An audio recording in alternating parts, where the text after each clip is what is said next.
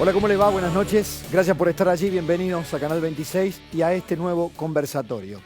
Adriana Amado, la doctora Adriana Amado, amiga, doctora en comunicación, analista de medios. En un ratito estamos conversando con ella sobre qué.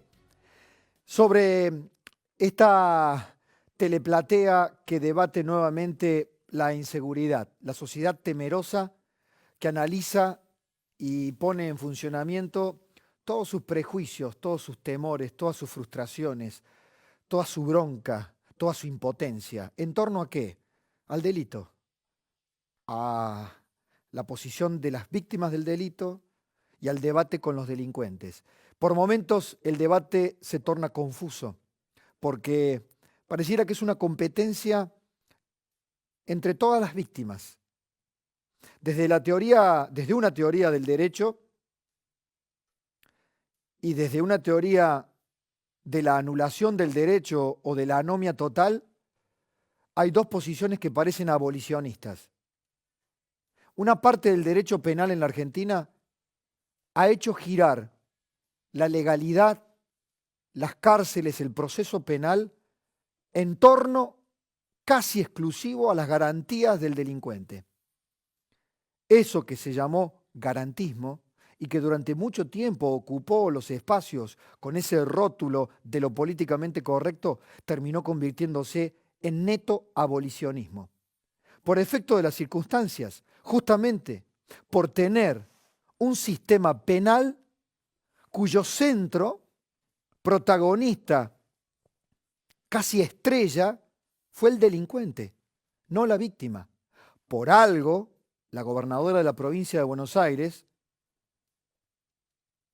el político, en este caso la mujer política que tiene mayor preferencia o mejor imagen positiva entre los argentinos, ha mandado a sus colaboradores a hacer las reformas necesarias para poner a la víctima del delito en el centro de la preocupación. Por ejemplo, que sea parte del proceso penal, para que una víctima del delito no vea cómo el delincuente preso a los pocos días está caminando nuevamente, o a los meses caminando nuevamente, después que creyó esa víctima que la justicia y el Estado se habían hecho cargo. Pero también es abolicionismo las voces temerarias, muchas veces demagógicas,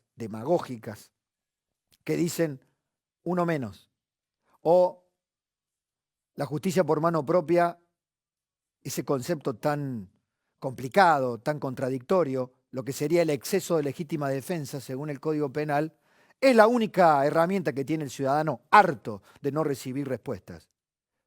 Y allí está el debate, en esta teleplatea, donde los medios reaccionamos, como sostiene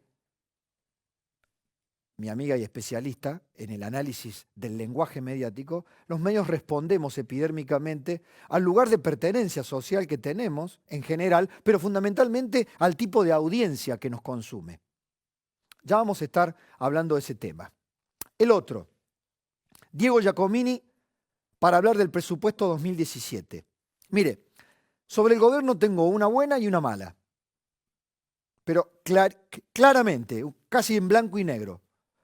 A mí que no me gustan esos elementos tan extremos y que creo en los matices. Lo blanco, o en todo caso lo positivo, tengo que decir que en párrafos del discurso del presidente de la Nación, hoy en la Asamblea de Naciones Unidas, me sentí plenamente representado como ciudadano, al menos en mis expectativas, en mis ideales, mis ansias, mis ganas, mis ilusiones para mis hijos. ¿Y cuál? ¿Cuál es ese compendio? Vivir en una sociedad abierta, ni más ni menos. Y encontré una unidad de sentido entre las últimas palabras del presidente Barack Obama ante la Asamblea de Naciones Unidas y las palabras de nuestro presidente. Barack Obama habló del burdo populismo que acecha a los Estados Unidos de la mano de Donald Trump y previno a los norteamericanos, a los estadounidenses, del peligro de levantar murallas. Dijo, una sociedad que levanta murallas y se esconde detrás de esas murallas, tiende a ser una sociedad prisionera de sí misma. Bueno, está la muralla contra los mexicanos, todas las barbaridades que ha propuesto Trump, que puede llegar a ser presidente de los Estados Unidos, y que pone a ese país, a la superpotencia, en uno de los dilemas más grandes de su historia.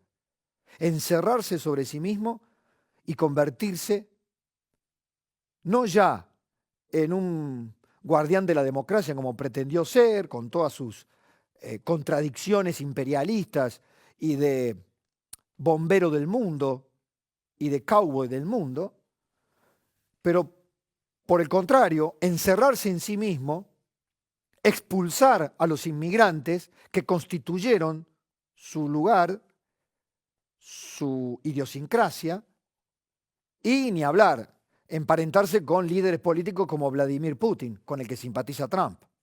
Bueno, pero esas palabras de advertencia de Barack Obama frente a una raquítica campaña de la candidata demócrata Hillary Clinton se emparenta con este giro copernicano del presidente Mauricio Macri, que viene en un discurso de 15 minutos por oposición al discurso de 40 minutos de Cristina Fernández de Kirchner en la última oportunidad, a mostrarse en las antípodas. Una sociedad abierta.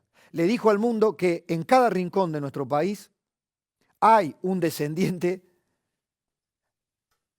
inmigrante conviviendo en paz y tranquilidad. Dijo el presidente, bueno, si vamos a hablar del tema de la inseguridad, no hay mucha paz, no hay mucha tranquilidad, pero quiso referirse, y por supuesto por oposición, a las guerras de religiones, a las guerras de raíz étnica, los enfrentamientos históricos que sacuden a otras partes del mundo, los fundamentalismos.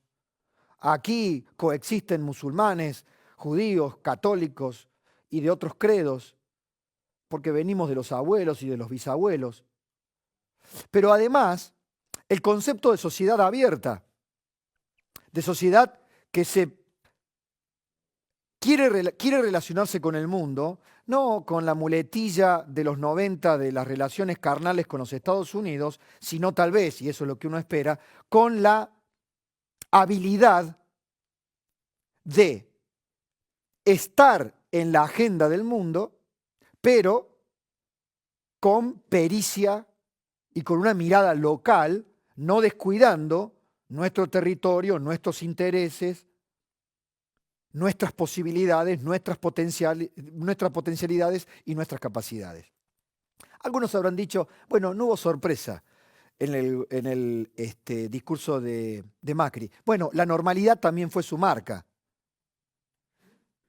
La tontería de querer plantarse en las Naciones Unidas para, con un dedito levantado, mojarle la oreja a Barack Obama y al resto del mundo, como hizo Cristina Fernández de Kirchner, fue tan inconducente como todos los 12 años de populismo. Terminó con un gobierno con 30% de pobres, aislado del mundo, con inflación creciente, cortando los pagos con los acreedores. Así dejó, sin conseguir absolutamente nada con Gran Bretaña.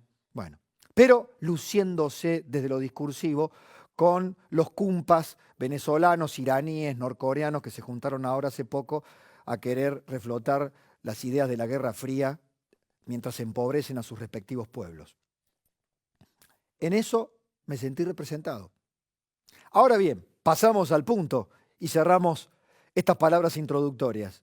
No me siento para nada representado con un presupuesto que, como dice Rodolfo Santangelo, es un himno al gasto público. No, discúlpeme, pero ahí no.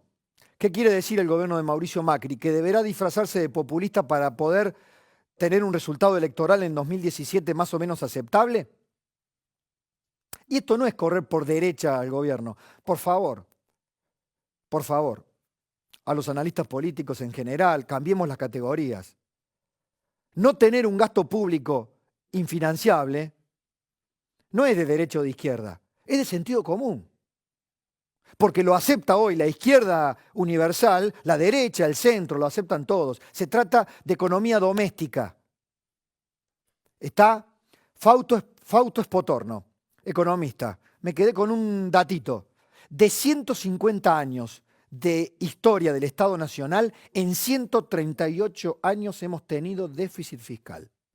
Hemos vivido con déficit. Y ya estará el economista o el ideólogo que diga, bueno, el déficit no es tan malo, como los que decían, bueno, la inflación no es tan mala. Claro, mientras era de un dígito y cultivaban una inflación creciente. Ya se sabe. Hay cosas que hace rato funcionan de una determinada manera en el mundo y el mundo las ha desechado por inútiles, salvo aquí en la Argentina que hay algunos cultores todavía. El gobierno nos dice, con el presupuesto 2017, con la presión tributaria más alta de la historia, que no puede hacer otra cosa, que tiene restricciones políticas y que el gradualismo nos exige este populismo en cuotas hasta salir de él. Nos está diciendo, miren, estuvieron narcotizados durante tantos años, yo no te puedo quitar la droga, viejo. Te tengo que seguir drogando con un poco más de populismo, más de gasto público, para que no me corran por izquierda, prefiero que me corran por derecha. Mientras tanto, no es solo una ecuación política. Macri y su gobierno le dicen al mundo, vengan, inviertan.